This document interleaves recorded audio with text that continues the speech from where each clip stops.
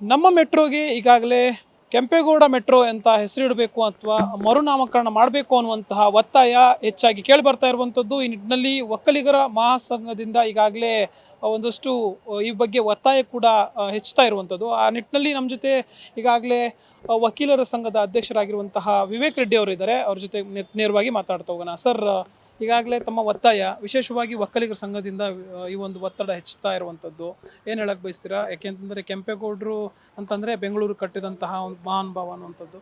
So ಏನು ಹೇಳಕ್ಕೆ ಬಯಸ್ತೀರಾ ವಿಚಾರ? ಅಂದಿನ ಕಾಲದಲ್ಲಿ 15-16ನೇ ಶತಮಾನದಲ್ಲಿ ಈ ಒಂದು ಮಹಾನಗರದ ಗಡಿಗಳನ್ನು ಗುರುತಿಸಿ ಇಲ್ಲಿ ನಗರವನ್ನು ಸ್ಥಾಪಿಸಿಲ್ಲದೇ ಇದ್ದಿದ್ರೆ ಬೆಂಗಳೂರು ಮಹಾನಗರ ಆಗ್ತಾನೆ ಇರಲಿಲ್ಲ. ಇದರ ಒಂದು ಕೊಡುಗೆ ಮಾನ್ಯ ಕೆಂಪೇಗೌಡರದು ಹಾಗೂ ಅವರ ಮುಂದೃಷ್ಟಿ, ಭವಿಷ್ಯದ ದೃಷ್ಟಿ.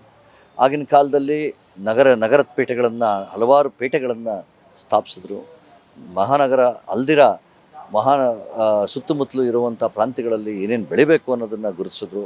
ಹಾಗೂ ಇಡೀ ಈ ಬೆಂಗಳೂರು ಭಾಗಕ್ಕೆ ಒಂದು ಕೋಟ್ಯಾಂತರ ಜನಕ್ಕೆ ಆಶ್ರಯ ಆಗುವಂಥ ಒಂದು ಮಹಾನಗರವನ್ನು ಕಟ್ಟಿದ್ರು.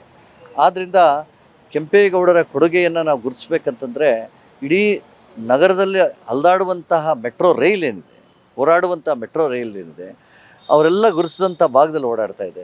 ಆದ್ದರಿಂದ ಅವರ ಹೆಸರಿಡುವುದು ಸಮಂಜಸ ಅಂತ ನಾವೆಲ್ಲರೂ ಸೇರಿ ಇವತ್ತು ಆಗ್ರಹಿಸ್ತಾ ಇದ್ದೀವಿ.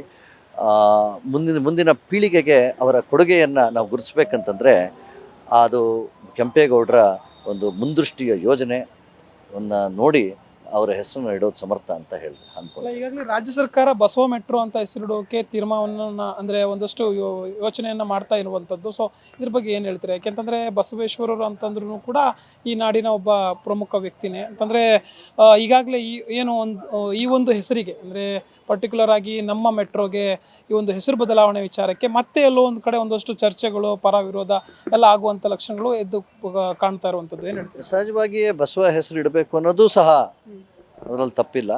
ಆದರೆ ಮೆಟ್ರೋ ಸಂಕೇತ ಯಾವುದಕ್ಕಾಗಿ ಮೆಟ್ರೋ ನಿಲ್ಲುತ್ತೆ ಅಂತಂದರೆ ಈ ಮಹಾನಗರದ ಸಂಕೇತವಾಗಿ ನಿಲ್ಲುತ್ತೆ, ಅದರ ಒಂದು ಪ್ರತೀತಿಯಾಗಿ ನಿಲ್ಲುತ್ತೆ. ಮೆಟ್ರೋ, ಬೆಂಗಳೂರು ಮೆಟ್ರೋ, ನಮ್ಮ ಮೆಟ್ರೋ ಅಂತ ಹೇಳೋದನ್ನು ಈ ನಗರಕ್ಕೆ ಹೊಂದಾಣಿಕೆ ಆಗಿರುವಂಥ ಒಂದು ಸಂಸ್ಥೆ ಅದು ಮೆಟ್ರೋ. ಹಾಗೂ ಅದರ ಸೇವೆಗಳನ್ನು ಬೆಂಗಳೂರು ಮಹಾನಗರ ಪಾಲಿಕೆಯವರು ಮಹಾನಗರದಲ್ಲಿ ಇರೋವಂಥವ್ರು ಅದನ್ನು ಉಪಯೋಗಿಸ್ಕೊತಾ ಇದ್ದಾರೆ.